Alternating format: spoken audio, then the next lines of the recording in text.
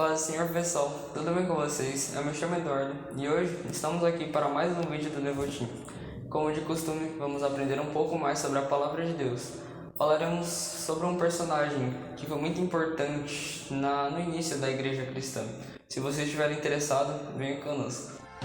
Even in the valley of the shadow of death, I can take rest, 'cause the living God is living in my chest. Every day I wake up feeling blessed, and even if Hoje falaremos um pouco sobre Pedro. Pedro, ele era um pescador comum, sabe? Uma pessoa completamente normal. E um dia, quando ele estava pescando com seu irmão André, algo incrível aconteceu. Jesus chega nos dois e fala algo muito interessante. Vamos abrir em Mateus capítulo 4, versículo 18. Vamos ler 2 versículos. Se você quiser acompanhar comigo, versículo 18. E Jesus, andando junto ao mar da Galileia, viu a 2 irmãos, Simão, chamado Pedro, e André, seu irmão, que lançavam as redes ao mar, porque eram pescadores. E disse-lhes: Vinde após mim, e eu vos farei pescadores de homens. Então, nessa passagem, quando Jesus fala: eu vos farei pescadores de homens, ele quer dizer que ele os fará missionários, onde eles iam trazer a palavra às pessoas. E no mesmo momento eles largaram o que eles estavam fazendo ali e foram com Jesus. Só aí a gente já consegue perceber uma ação de fé e confiança em Deus. E conforme o tempo foi passando, Pedro ele foi se aproximando cada vez mais de Jesus. E ele viu Jesus fazer milagres incríveis, desde multiplicar pães, curar pessoas, acalmar tempestades, entre muitas outras coisas. Pedro também presenciou a transfiguração de Jesus. Imagina, você presenciar isso, que honra, né? Nós podemos observar também em Mateus capítulo 16, versículo 13 ao 20, uma passagem onde Jesus e seus discípulos estão reunidos ali e Jesus faz uma pergunta muito interessante, que é: quem vocês dizem que eu sou? Eu vou ler aqui rapidinho, são somente 7 versículos. Diz assim, Mateus capítulo 16, versículo 13 ao 20. Versículo 13. E, chegando Jesus às partes da Cesareia de Filipe, interrogou os seus discípulos, dizendo: Quem dizem os homens ser o Filho de Deus? 14. E eles disseram: uns João o Batista, outros Elias e outros Jeremias, ou um dos profetas. 15. Disse-lhes ele: E vós, quem dizeis que sou? 16. E Simão Pedro, respondendo, disse: Tu és o Cristo, o Filho do Deus vivo. 17. E Jesus, respondendo, disse-lhe: Bem-aventurado és tu, Simão Pedro, porque tu não revelou a carne e o sangue, mas meu Pai que está nos céus.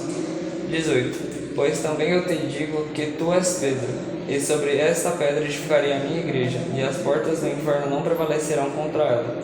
19. E eu darei as chaves do reino dos céus, e tudo que ligares na terra será ligado nos céus, e tudo que desligares na terra será desligado nos céus. 20. Então mandou aos seus discípulos que ninguém dissessem que ele era Jesus o Cristo. Então, quando Jesus diz a Pedro que ele estava entregando a chave do reino dos céus a ele, significa que Deus estava o concedendo uma autoridade espiritual para Pedro, que ele tinha para transmitir o evangelho às pessoas. E isso é muito interessante e é muito emocionante também. Imagina o próprio Deus falar para você que agora você tem a autoridade de pregar sobre o nome dele às pessoas. Eu nem sei o que eu faria, eu pularia de alegria, de verdade. E depois que Pedro recebeu essa honra divina, ele não se tornou perfeito, ele cometeu pecados. E a gente pode ver também em Mateus capítulo 26, versículos 69 ao 75, em que Pedro nega Jesus 3 vezes. Porém, ele se arrepende e Deus o aceita novamente para que ele continue seu propósito, que era pregar o evangelho a todas as pessoas. E com o passar do tempo, Deus usava Pedro de forma esplêndida, de uma forma absurda. Nas pregações que Pedro fazia, milhares de pessoas se convertiam e aceitavam o amor de Cristo na vida delas. E começavam a buscar pela graça de Deus. Porém, infelizmente, nem todas as pessoas tinham a convicção de que Cristo era Deus. Naquela época, a perseguição contra os cristãos tinha uma força enorme. E Pedro, sendo cristão, enfrentou dificuldade. Mas isso fica para uma outra oportunidade.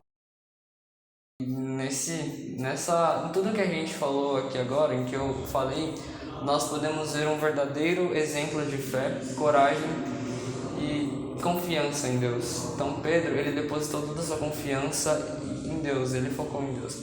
E tudo, a história detalhada de Pedro, todos os acontecimentos, suas histórias, suas aventuras, você pode encontrar na Bíblia. Você pode pesquisar também, caso você queira aprender mais, enfim, se você tiver alguma dúvida, deixe nos comentários que a gente vai buscar te ajudar da melhor forma possível. E é isso. Agora, fazer uma oração para encerrar o devocional. Senhor, estamos nos reunindo na Tua presença e, Pai, gostaríamos de Te agradecer por esse exemplo, por esse homem que nós podemos nos apoiar, digamos assim, um verdadeiro exemplo de fé, de coragem e de comunhão com o Senhor. Por mais que Pedro enfrentou problemas, ele continuou focado no que era importante, que é a Tua presença, o Teu amor e a Tua graça. E que nós sempre, sempre, sempre estejamos focados em Ti e que nunca venhamos abandonar o Teu amor e a negar-te, ó Pai. Dai-nos uma semana abençoada, se conosco e nos abençoe. Em nome de Jesus, amém.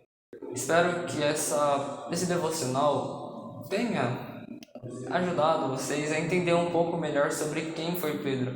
Lembrando que isso foi um resumo do resumo. Eu não falei nem metade do que eu poderia falar de acordo com a Bíblia sobre Pedro. Espero que vocês tenham gostado. Deus abençoe. Estava concedendo a ele uma autoridade extra. Significa que Jesus estava concedendo